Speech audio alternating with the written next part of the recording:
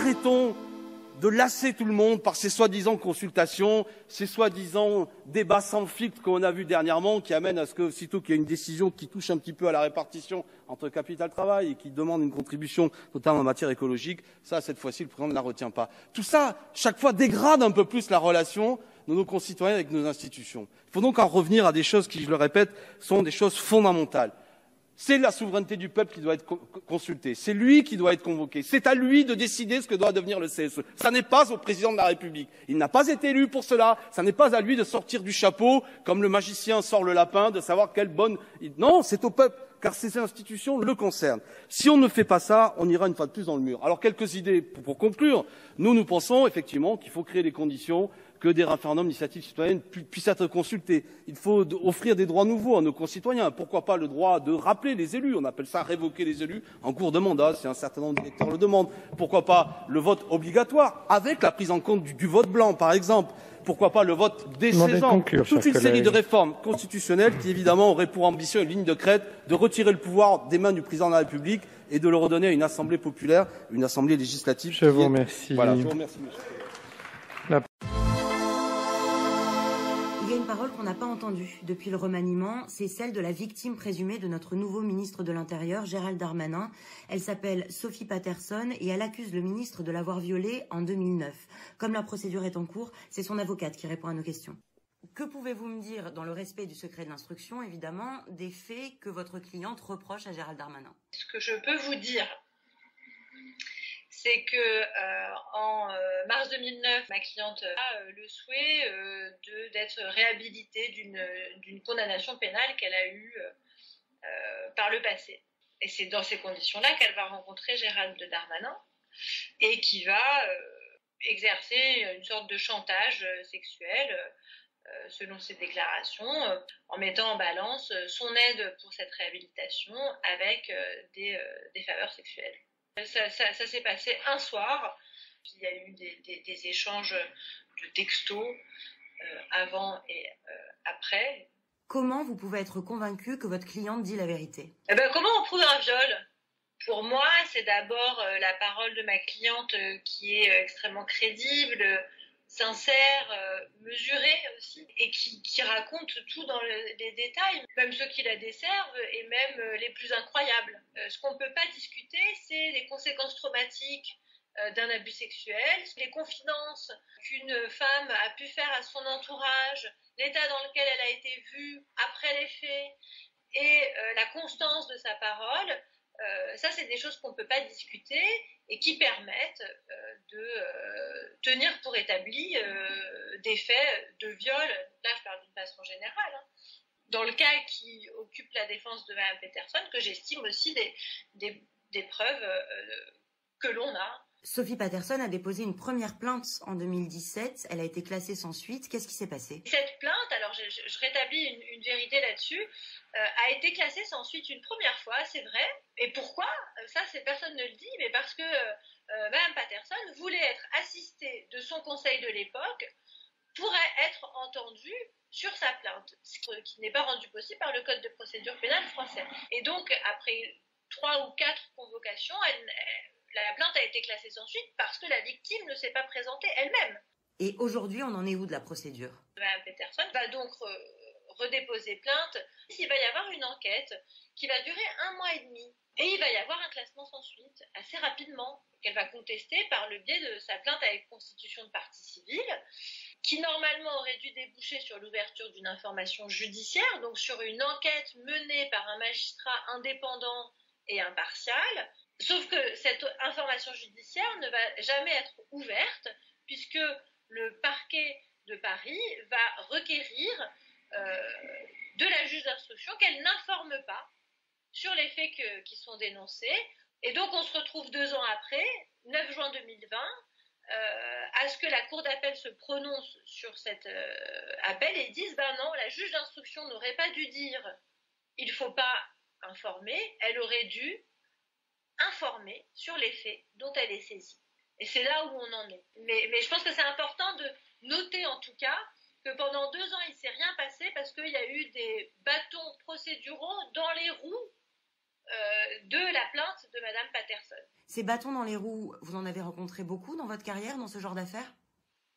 Jamais. Si à chaque fois qu'on faisait une plainte avec constitution partie civile, on se retrouvait avec des refus d'informations en considérant qu'il y avait une enquête suffisante pour établir les faits ou justement ne pas les établir, aucune de mes clientes n'aurait d'instruction ouverte dans les tribunaux de France et de Navarre. Et pour vous, quelles pourraient être les conséquences sur la procédure de la nomination de Gérald Darmanin au poste de ministre de l'Intérieur? Il s'est engagé à demander à ce qu'on ne lui fasse pas remonter les informations sur sa propre procédure. Rien qu'en disant cela, il pointe d'emblée qu'il y a un problème, puisque c'est une affaire signalée, c'est une affaire que les policiers font remonter à leur hiérarchie, mais donc on fait remonter. Et donc lui, il nous dit, je m'engage à demander à ce qu'on ne fasse pas remonter. Le fait qu'il soit nommé à ce poste est un problème. Déjà qu'on ne se faisait pas trop d'illusions avant, là au moins les choses sont clairement dites. Bon c'est vrai que ça a l'avantage de la clarté, quoi. Vous avez parlé à votre cliente depuis le début du remaniement. Comment a-t-elle pris la nouvelle de la promotion de celui qu'elle considère comme son agresseur?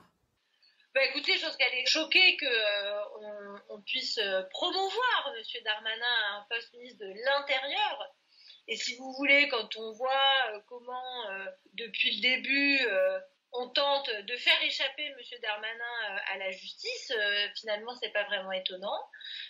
Et en même temps, elle exprime beaucoup de gratitude envers toutes les femmes militantes, féministes, qui manifestent pour que les choses changent, et notamment que M. Darmanin soit démissionné du gouvernement pour que l'enquête se fasse dans des conditions sereines, avec une apparence d'impartialité qui est nécessaire à rendre la justice. Et elle est extrêmement touchée par toute cette mobilisation. Ça lui donne beaucoup de courage, en tout cas, pour la suite. Donc, Merci beaucoup d'avoir pris le temps de nous répondre. Merci. Il est 20h, les quais de Seine s'animent. Au fil de la soirée, les Parisiens affluent pour boire un verre, s'amuser ou encore danser. Mais malgré les recommandations affichées, pas de masque ou de distanciation sociale à l'horizon. Ce groupe d'amis s'est réuni pour fêter les vacances. Malgré leur proximité, ils ne se sentent pas en danger. Là, concrètement, on n'a pas les masques, on n'a pas la distanciation, mais on est tous ensemble la semaine et puis on est quand même assez loin des gens qu'on ne connaît pas au final. On est quand même assez vigilants à ne pas le transmettre à l'extérieur. Là, avec les vacances, c'est potentiellement pour nous le moment d'aller dans nos différents coins de France, régions de France où on pourrait le transmettre. On fait quand même assez attention. Même discours pour ce groupe d'amis réunis autour d'un pique-nique. Pour porter un masque, c'était difficile parce qu'on mangeait, et un mètre, c'était difficile parce qu'il n'y avait pas assez d'espace. On est resté entre nous et c'est vrai qu'on avait un gel hydroalcoolique sur la table. Depuis 3 semaines, la circulation du coronavirus à Paris augmente. La population la plus touchée est la population jeune, de 15 à 45 ans.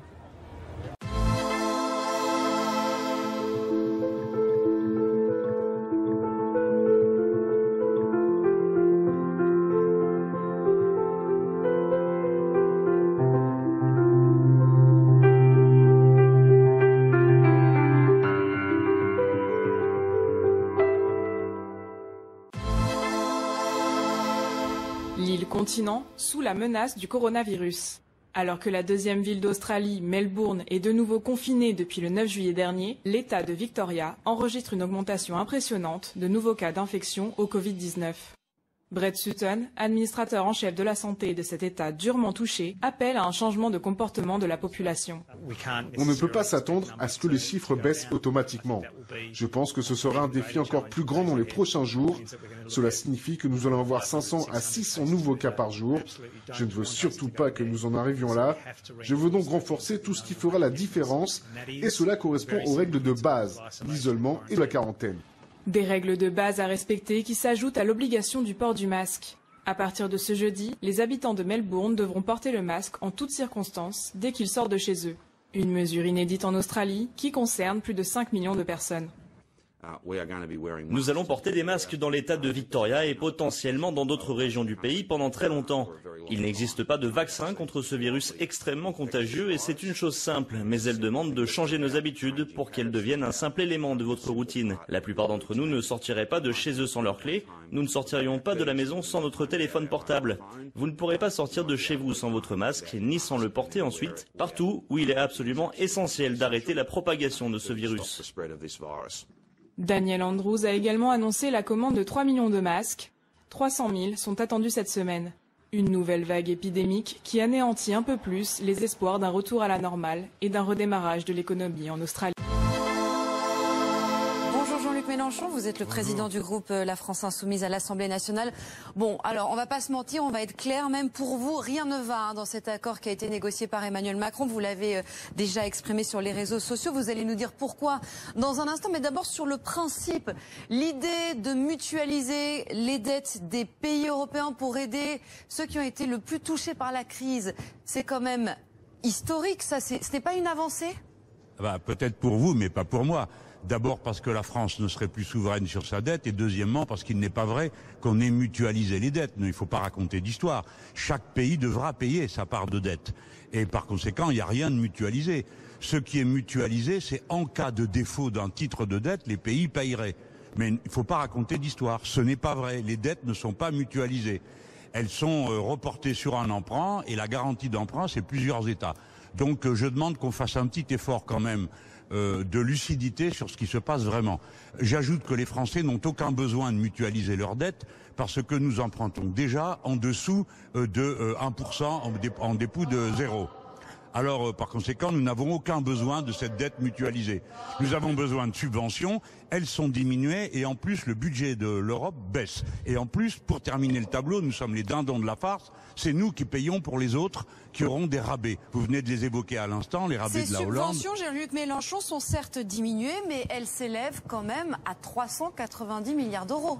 Écoutez, si vous en êtes content, tout va bien. Mais quelle est la part de la France là-dessus? Et quelle est la part de la France que la France n'encaissera pas? Est-ce que vous savez déjà que la France paye 9 milliards de plus qu'elle n'encaisse?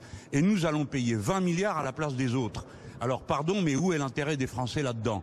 Donc ce n'est pas vrai que les subventions vont compenser les pertes que nous enregistrons sur le budget. Le budget de la PAC, c'est-à-dire la politique agricole commune, baisse. Le budget de la santé est supprimé. Le budget de la recherche est diminué de 60%. Et l'agriculture bio est quasiment annulée. Alors pardon, mais chiffres à la main, qu'on me fasse la démonstration que tout ça est positif pour la France. Ce n'est pas vrai. C'est une pure opération de communication de la part de M. Macron qui a perdu pied dans la négociation et a été incapable d'empêcher la France d'être ridicule parce que les autres, ils rigolent, hein.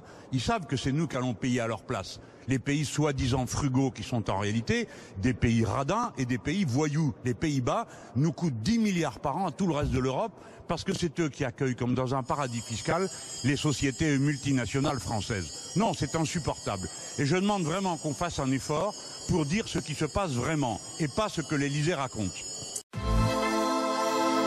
Ce jeudi avait lieu une séance exceptionnelle au Parlement européen qui faisait suite à l'accord qui est intervenu en début de semaine au Conseil européen. Pour que vous compreniez bien, le Conseil européen, c'est la réunion entre les chefs d'État des différents États membres de l'Union européenne et le Parlement européen. C'est là où siègent les parlementaires européens, donc élus aux élections européennes par les électrices et les électeurs. Il s'agissait pour le Parlement européen de donner son point de vue sous la forme d'une résolution sur l'accord qui était intervenu au sommet européen. Et alors que le président de la République, les députés de la République En Marche étaient revenus en France après 4 jours de discussion au sein de ce Conseil européen en paradant sur un accord qui serait historique, Emmanuel Macron qui serait un génie, le Parlement européen, lui, il n'est pas du tout de ce point de vue-là. Et il a donné un avis qui est un avis extrêmement sévère dans une résolution qui a été adoptée à la large unanimité, que nous avons votée, qui certes prend acte du fait qu'il existe un fonds de relance, mais qui déplore très fortement que ce fonds de relance ait été raboté au cours de la discussion. Il y a 750 milliards d'euros de fonds de relance, c'est peu, et dans ces 750 milliards, il y a 390 milliards de subventions. Le Parlement européen souhaitait bien davantage. Elle déplore aussi, la résolution, le fait que cet accord ait donné lieu à une présentation d'un budget un cadre financier pluriannuel, c'est le nom qu'on donne au budget au Parlement européen, qui est un budget dans lequel interviennent des coupes extrêmement importantes, par exemple dans le budget de la politique agricole commune, dans le budget de la santé. La résolution que nous avons votée, elle déplore aussi le fait que l'accord au Conseil ait donné lieu à l'augmentation de ce qu'on appelle les rabais. Pour que vous compreniez bien, en fait, le budget de l'Union européenne, il est financé par des contributions des États membres au prorata de la richesse produite dans chacun des États membres. Sauf certains pays qui en fait disposent de rabais, c'est-à-dire qu'ils payent pas proportionnellement ce qu'ils devraient payer. Ils ont des rabais, c'est l'Allemagne, c'est les Pays-Bas, c'est le Danemark, c'est la Suède, c'est l'Autriche. Non seulement les rabais n'ont pas été supprimés, alors que c'était un cheval de bataille qu'avait présenté Emmanuel Macron, mais en plus ces rabais, ils ont été augmentés pour un certain nombre d'États membres. Enfin, la résolution que nous avons votée, elle déplore aussi que le Parlement européen ait été laissé de côté dans ces discussions et un peu mis devant le fait accompli, parce qu'il ne doit pas se prononcer sur le plan de relance lui-même. Par contre, il va pouvoir voter sur le budget. Et donc, c'était important que cette résolution, elle exprime l'opposition ferme, le rejet ferme du Parlement européen de l'accord intervenu au sommet. Ça tranche avec l'unanimisme et les concerts de louanges qui ont eu lieu sur la scène nationale à propos de ce plan de relance. Surtout, ça met maintenant tout le monde au défi de tenir bon, parce que trop souvent, le Parlement européen, il a bombé le torse dans les discussions budgétaires, il a dit c'est pas bien, mais à la fin, il a plié. Nous avons voté cette résolution, même si nous avons déposé aussi des amendements pour demander l'annulation de la dette, nous avons déposé des amendements pour rappeler que le Parlement européen souhaitait un fonds de relance de 2000 milliards et pas de 750 milliards. Tous les amendements sont pas passés, mais pour autant, nous avons voté pour mettre au pied du mur maintenant le Parlement européen, pour qu'il lâche pas, pour qu'il fasse entendre sa voix et pour qu'il dise que il n'est pas question que le sommet européen nous mette devant le fait accompli. Donc le Parlement européen, il doit tenir bon et nous allons veiller à cela, nous allons nous battre pour cela. Cet accord intervenu au sommet européen, c'est un mauvais accord. C'est ça le message principal qu'a envoyé le Parlement européen. Je voudrais vous parler d'un sujet extrêmement préoccupant. En tous les cas, moi, ça m'a bouleversée. Il s'agit de l'urgence de l'aide alimentaire pour les nourrissons. Imaginez que voilà, j'ai été en contact avec des femmes qui étaient bénévoles pendant le confinement près des hôpitaux de la PHP et de la Croix-Rouge et qui ont réalisé que des femmes qui avaient accouché pendant le confinement et qui étaient en situation de grande précarité, parce que ça pouvait être par exemple des femmes de ménage ou des femmes précaires de l'intérim ou qui vivaient de l'économie informelle et qui du jour au lendemain n'avaient plus aucune ressource. Et du coup, qui s'alimentaient pas super bien. Du coup, comme elles s'alimentaient pas super bien, il y avait des ruptures dans leur lactation. Et donc, elles étaient obligées d'avoir du lait infantile pour leur bébé, mais elles n'avaient pas les moyens de se le payer. Il y a carrément eu des femmes qui reconnaissaient avoir, entre guillemets, nourri leur bébé un jour sur deux avec de l'eau de cuisson du riz. Vous imaginez, dans notre pays. Et le problème, c'est que les protections maternelles infantiles, les PMI, qui est notre service public, eh bien, n'ont pas de ligne budgétaire pour transmettre du lait infantile, des couches, des petits pots, tous les produits d'hygiène qu'il faut aux familles. Il n'y a pas de ligne budgétaire et bien souvent, les associations d'aide alimentaire n'anticipent pas encore les besoins des nourrissons. Donc là, à ce Conseil de Paris, je vais défendre un amendement pour qu'il y ait une subvention à cette association Mamama pour que justement, elle puisse, elle, acheter en gros et pouvoir redistribuer auprès de ses familles et y compris être en lien avec les PMI, parce qu'on ne peut pas laisser des familles avec des bébés qui ne sont pas nourris. Voilà. Et c'est en plus en grande partie des familles monoparentales, des femmes. Il faut savoir que la Fédération des banques alimentaires évalue à 33 150 enfants de moins de 3 ans en situation de précarité nécessitant de l'aide alimentaire dans l'Île-de-France. Voilà. Et ça concerne généralement pour 33% des familles monoparentales, c'est-à-dire des femmes seules. Donc il y a une urgence absolue pour ces nourrissons de moins de 3 ans. Comment interpréter les annonces de Jean Castex? Est-ce que le gouvernement a-t-il eu peur des syndicats? Je crois qu'il faut d'abord souligner qu'il n'y a pas de changement de méthode. Il y a un changement de style. La communication d'Édouard Philippe était une communication directe, j'ai envie de dire juppéienne. La communication de M. Castex est une communication beaucoup plus en rondeur, une communication qui prend en compte la réalité des partenaires sociaux. Mais ce sont les mêmes mots qui sont utilisés, dialogue, concertation. Donc la réforme ou les réformes sont étalées dans le temps parce qu'on ne réforme pas en période de crise, on réforme dans une période sociale tranquille. Et nous ne sommes pas dans ce cas de figure. Bon, dès lors que l'on parle de 2021, on est à la veille de l'année de l'élection présidentielle. Donc, il est évident que le recul n'est pas loin de renoncer de fait à un renoncement. On voit mal comment cette réforme, qui soulèverait les mêmes difficultés, les mêmes contestations de la part des partenaires sociaux, parce qu'encore une fois, le projet de fond reste le même, un projet de retraite universelle par points qui est rejeté depuis le départ par les partenaires sociaux. Donc, comme il n'y a pas de changement de position, on peut penser que les partenaires sociaux remonteront au créneau pour faire échouer ce projet de réforme. L'urgence aujourd'hui, elle est double, triple même. Elle est sanitaire, elle est économique et sociale.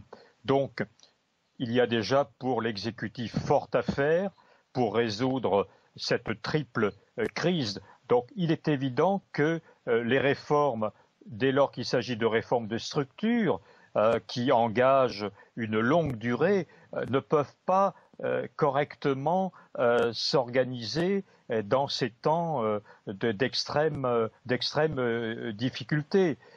Donc, on peut raisonnablement penser que le projet des retraites sera pour le prochain président de la République. Nous entrons dans la période des congés, en tout cas de l'arrêt d'une partie de l'activité économique. Donc le vrai test se fera en septembre. Mais il est évident que nous l'avons vu il y a quelques jours avec de nouveau la descente dans la rue des gilets jaunes et du personnel soignant. On peut penser que toutes sortes de catégories pour lesquelles les problèmes n'ont pas été résolus, je pense les avocats qui sont dans une paupérisation croissante, les enseignants qui n'ont pas obtenu satisfaction par rapport à leurs revendications et à la reconnaissance de leur métier. Tous ces problèmes sont en l'état.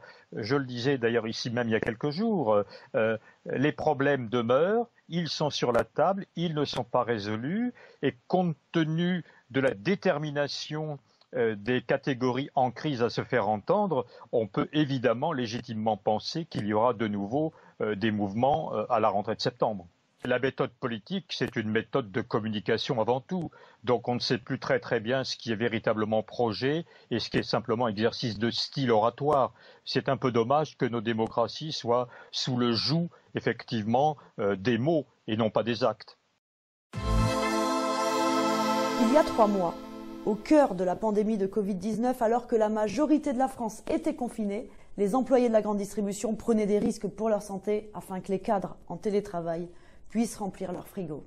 On s'est rendu compte à l'époque que les caissières et les caissiers étaient bien plus essentiels à la société qu'un chargé de marketing et que ce n'était ni la paye ni le nombre d'années d'études qui déterminaient l'importance d'un métier. Durant le confinement, la grande distribution a fonctionné à plein régime et les employés des supermarchés qui étaient envoyés au charbon ont dû faire face à une hausse énorme des cadences pour faire face à la demande qui augmentait. Et en même temps, ils ont dû faire face à une baisse des effectifs de 20 à 40% en moyenne pour garde d'enfants ou pour maladie. Alors que la crise sanitaire mettait en lumière l'importance de ces travailleurs tellement sous-considérés en temps normal, M. Bruno Le Maire invitait les dirigeants de la grande distribution à verser une prime de 1 000 € à celles et ceux qui, je cite, avaient le courage de se rendre sur leur lieu de travail. Bel effet d'annonce en effet, beaucoup de com' pour les grands groupes du secteur de la grande distribution. Pendant le confinement, ils ont défilé sur les plateaux, les PDG des grands groupes, les PDG de Casino, de Auchan, de Leclerc, pour saluer dans les médias les nouveaux héros de la grande distribution. Les petites mains héroïques à grands coups de trompette et de tambour. Et pourtant, 4 mois plus tard, cette prime, peu de salariés en ont vu la couleur. Aujourd'hui, cette prime de 1 000 €, seuls 2 employés de caisse sur 10 l'ont touchée. Employés de caisse d'abord, parce que on a annoncé que les magasiniers et les agents de sécurité, eux, n'avaient pas le droit d'imaginer pouvoir toucher la prime, car étant considérés comme moins au contact de la maladie. Et ensuite sont venues les multiples conditionnalités qui n'avaient d'autre but que de vider le principe de cette prime de sa substance. Car pour ces grands groupes, tout est bon pour ne pas avoir à verser les 1 000 €. Temps de travail, présence effective, congé et même la maladie. C'est le cas scandaleux d'un travailleur de Monoprix que j'ai rencontré samedi lors d'un rassemblement à Montreuil. Il s'appelle Zouhir. Il est agent de caisse. Il travaille depuis 19 ans chez Monoprix. Il a passé 15 jours en réanimation après avoir été contaminé par le Covid-19. Covid-19 qu'il a certainement attrapé en allant travailler.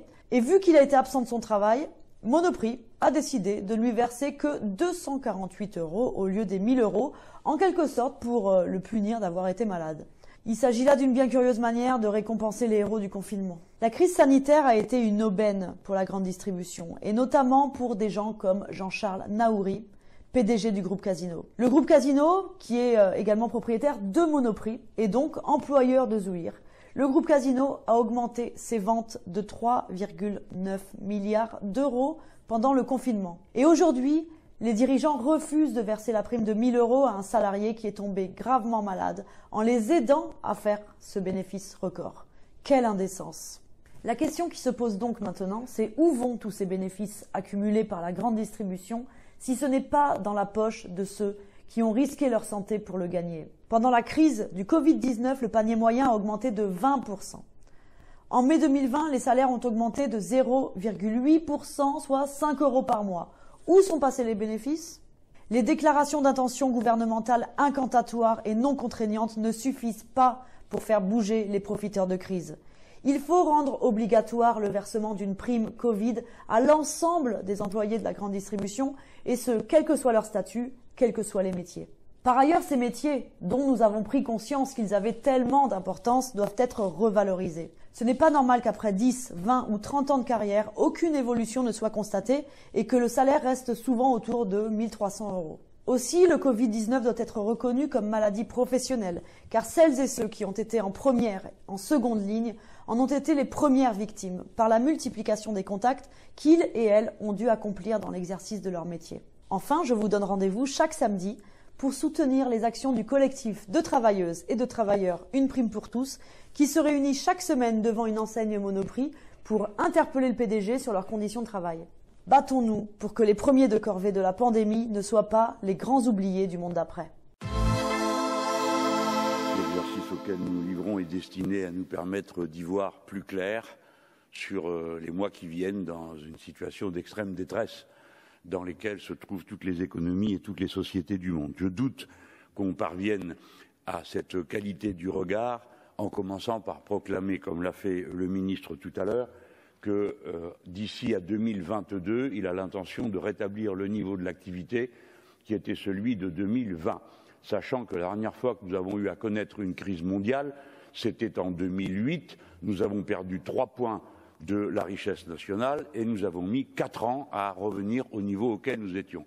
Par conséquent, il est peu probable, sans faire aucune remarque de contenu qualitatif de ce que pourrait être le redémarrage de l'économie, que 11 points de perte soient récupérés en l'espace de 2 ans. De la même manière, je pense qu'est absent de ce que j'ai entendu ce que sera l'impact des chocs à venir. Le choc de 700 000 jeunes gens qui arrivent sur le marché du travail sans qu'aucune garantie d'aucune sorte ne leur soit donnée de l'emploi qu'ils pourront trouver, alors même que c'est la consommation populaire et d'abord celle des jeunes gens qui commencent leur vie qui a l'impact majoritaire sur le développement de la richesse du pays. Deuxièmement, il n'y a aucune observation d'aucune sorte et il n'y a aucun risque sur la dette privée. Or, je vous fais remarquer, chers collègues, et notamment mon estimé collègue Carrez, que le principal problème de l'économie mondiale, ce n'est pas les dettes publiques, ce sont les dettes privées.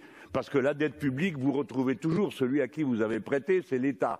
Tandis que dans la dette privée, vous ne retrouvez jamais celui qui vous doit de l'argent s'il s'en va, parce qu'il a fait faillite, vu que ce sont des propriétaires privés. Or, la dette privée représente un multiple de la dette publique, dans tous les pays, et notamment dans la zone euro.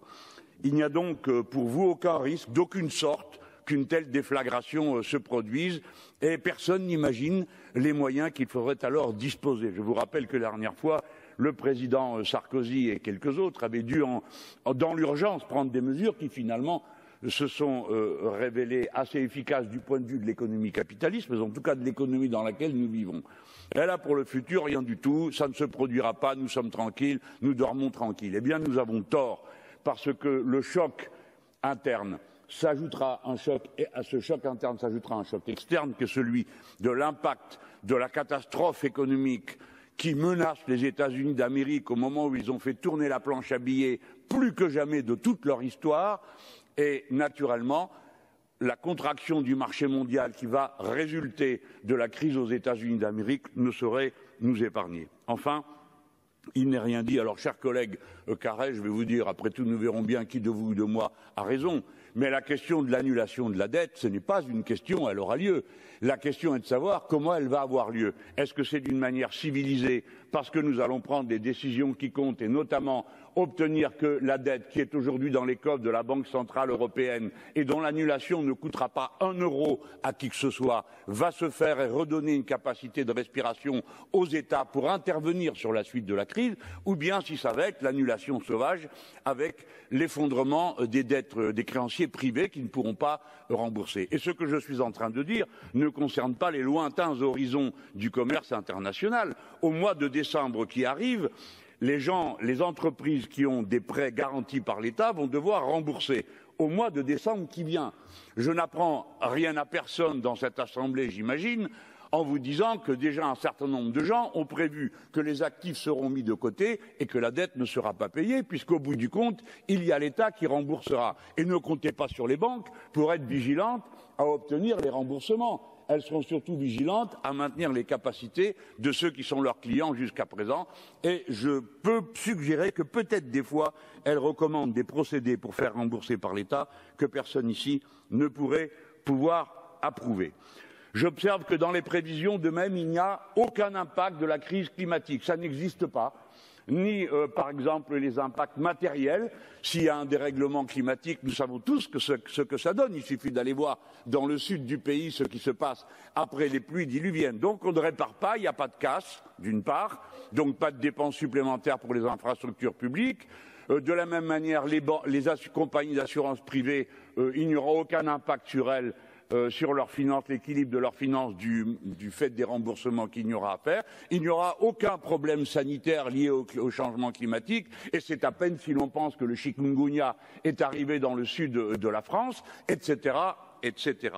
Il n'y a non plus aucune évaluation de la charge supplémentaire qui sera sur le budget de la France du fait du grandiose accord historique qui a été conclu au terme de ces 4 jours de négociations, où les Français, bons dindons de la part, vont payer sur tous les articles, puisqu'ils auront à payer pour le rabais qui a été consenti supplémentaire aux autres, dont le plus scandaleux de tous est celui qui a été consenti aux Pays-Bas, qui chaque année vole aux autres pays d'Europe 10 milliards d'impôts que les sociétés payent là-bas plutôt que dans leur pays d'origine, mais qui vont avoir un rabais de 2 milliards de leur contribution au budget européen, alors qu'ils sont le deuxième supplément, le deuxième excédent budgétaire de toute l'Europe. Tout ça est une honte, et c'est sur notre dos que ça va peser à la fin, et en toute hypothèse, comme cela a été dit, du fait du résultat de cette négociation, ou bien nous aurons à rembourser par notre contribution en tant qu'État-nation, contribuant pour 17% du montant du budget de l'Europe à des charges supplémentaires qui ne figurent pas dans vos prévisions, ou bien cela sera par des ressources propres dont seuls les naïfs peuvent penser qu'elles ne seront pas à la fin du compte payées par quelqu'un. Je suis naturellement partisan de cette augmentation des ressources propres. Je ne peux oublier qu'au début, 60% des revenus du budget européen, c'était les ressources propres et 40% les États, et que maintenant on est exactement à la situation inverse. Mais s'il faut entrer dans le détail de ces ressources propres, regardez par exemple les taxes qui vont peser à juste titre sur le plastique. Pour les Français, c'est 1 milliard de plus qu'il va falloir payer. Qui va les payer?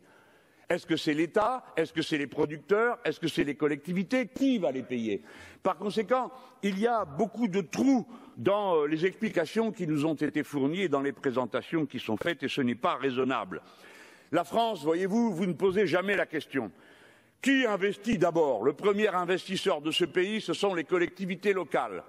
Et par conséquent, si demain il y a un plan, dont il n'est pas question dans votre prévision budgétaire, si demain il y a un plan, la structure de base du plan, maintenant on le sait, ça sera forcément la commune, qui elle est en état de repérer les besoins et de suggérer les moyens d'y pourvoir.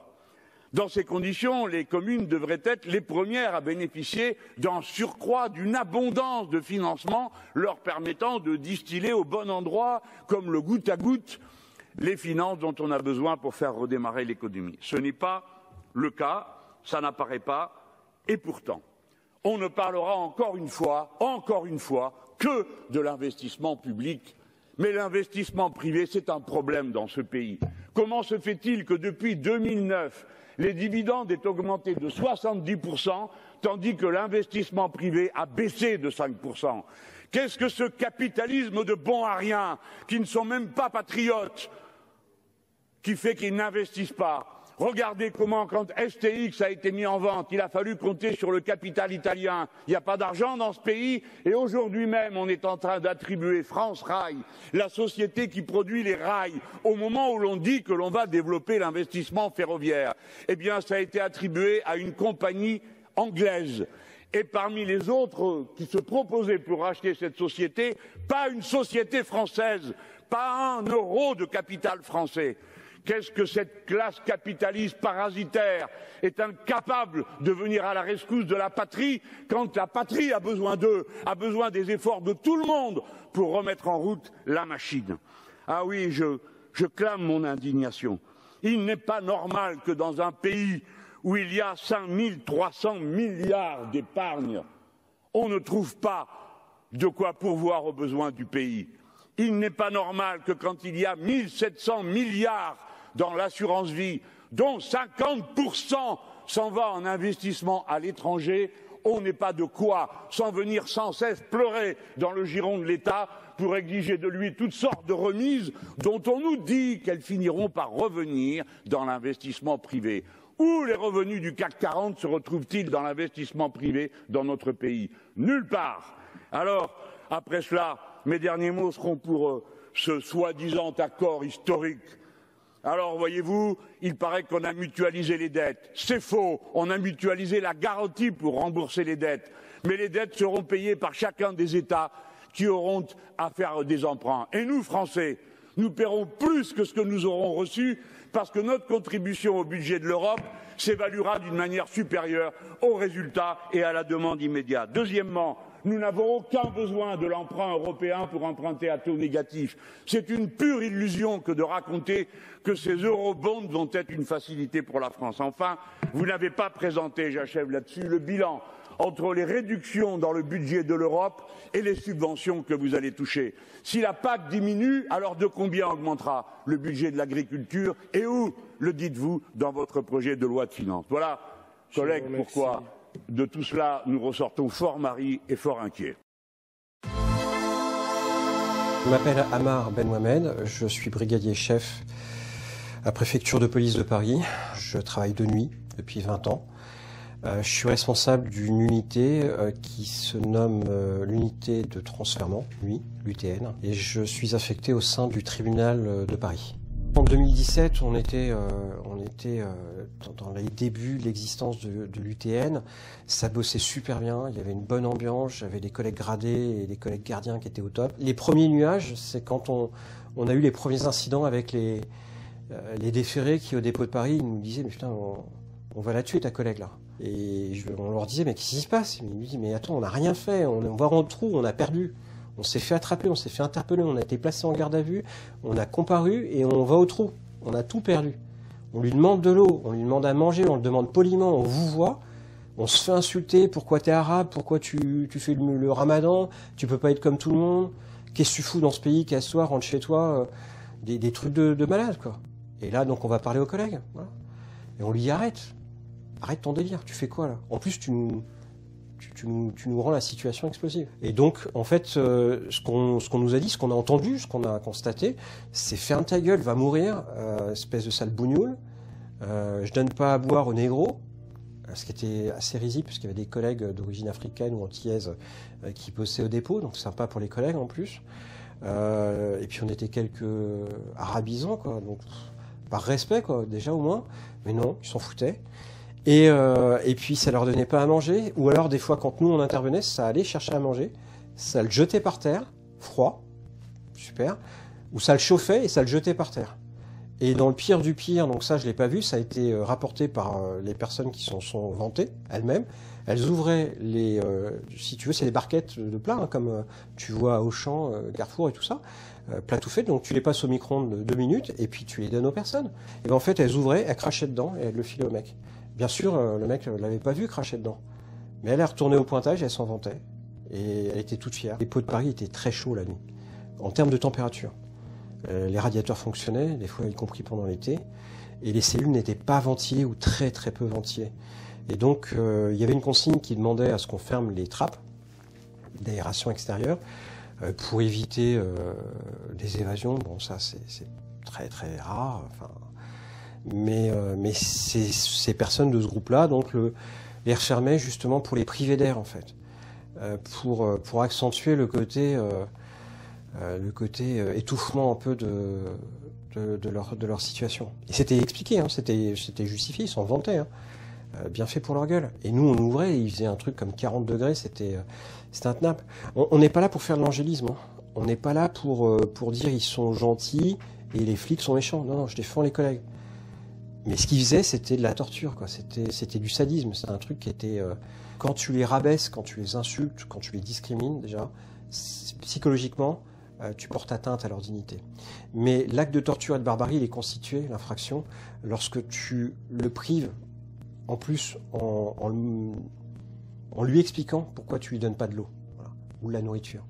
De l'eau, juste de l'eau. Au pire, j'ai du boulot, j'ai pas le temps, etc. Je lui dis, écoute, excuse, je te file que de l'eau, je peux pas, j'ai pas le temps, là, je dois faire rentrer les nouveaux arrivants, etc. Mais dans 1 heure, je te refile un plat. Ou des gâteaux secs même, du jus d'orange, on a ça. Mais pas de l'eau. De l'eau, c'est super simple. Tu ouvres le robinet, tu prends un gobelet, tu lui donnes, point. Ça fait 20 ans que je suis flic. Je connais plein de collègues qui bossent super bien, y compris dans le 9-3, dans des endroits difficiles, etc. Et là, j'ai des petits jeunes qui sortent d'école, qui n'ont quasiment rien connu à la vie, qui n'ont jamais bossé avant, ou très peu, et qui se permettent des comportements qui vont nuire après aux collègues. J'ai des collègues qui bossent dans des conditions difficiles et qui sont au courant de cette affaire. Ils me disent, pour moi, ce ne sont pas des collègues. Ceux qui ont fait ça ne sont pas des collègues. Ce sont des gars qui n'ont rien à faire chez nous. Le mot qui revient, c'est ils n'ont rien à faire chez nous. Même les syndicalistes me l'ont dit. Ils me disent qu'ils ne vont pas me défendre, hein, qu'ils vont les défendre eux parce qu'ils représentent un volume, parce que c'est plus facile à faire, puis ça évitera de jeter l'eau propre sur la boîte, hein, d'étouffer, de mettre le couvercle, etc. Mais pour nous, ils n'ont rien à faire chez nous. Après avoir regardé nos feuilles de bord, les souvenirs qu'on a en commun, moi et les collègues de ces nuits-là, c'est plusieurs centaines de personnes qui ont été stigmatisées en fonction de leurs origines, et peut-être même bien plus, moi je dirais 1500 minimum. Politique de ma hiérarchie, alors que j'ai essayé de régler le problème en interne, ça n'a pas marché. Le problème en interne avec la hiérarchie immédiate, ça n'a pas marché. En avisant ma hiérarchie du service qui n'a rien fait, sauf me tomber dessus sur moi, sur mon unité, et en avisant l'IGPN, ce qui n'a rien changé. Et à un moment donné, vous êtes au pied du mur. Vous ne pouvez pas faire autrement que de signaler les faits. Ce que la justice nous demande, ce que les juges nous demandent aussi, ce que le public nous demande. Ils nous disent, on veut bien vous respecter, vous, la police, mais soyez exemplaires. Notre hiérarchie, le préfet de police de Paris, le ministre de l'Intérieur nous demandent d'être exemplaires. Ils nous le disent, les uns après les autres. Des collègues qui ne représentent pas la majorité ont fauté gravement, lourdement, sur plus d'1 année, et bien plus pour d'autres. Ils ont été couverts localement, ils ont été couverts à un autre échelon, on les a laissés faire, et ceux qui ont signalé, ceux qui ont dit non, qui n'ont pas mangé de ce pain-là, ceux qui ont osé dénoncer, parce que c'est pas dur, enfin, c'est pas facile de dénoncer, parce que là, c'est fini. Hein. Là, en plus, maintenant, il y a mon nom, il y a ma tête, mais pour les autres collègues aussi, parce qu'il y en a d'autres collègues gardiens qui ont osé dénoncer, c'est être mis au banc, on nous disait plus bonjour, il y a des vestiaires qui ont été dégradés, on l'a même pas dit à l'IGPN, parce qu'on s'est dit, ils s'en foutent, enfin, tout le monde s'en fout de ce qui nous arrive, on s'est dit, ça sert plus à rien de leur dire maintenant ce qui se passe. Donc maintenant je viens vous voir parce que je suis au bout du bout en termes de recours en fait. Et il faut que ça sorte, il faut que ça se sache. Mais si en fin de compte moi et mon unité on disparaît comme c'est ce qu'ils souhaitent et ce qui risque d'arriver, qu'est-ce qui nous dit que ça va pas se reproduire là? Parce qu'on a la même hiérarchie. Il n'y a rien qu'à bouger.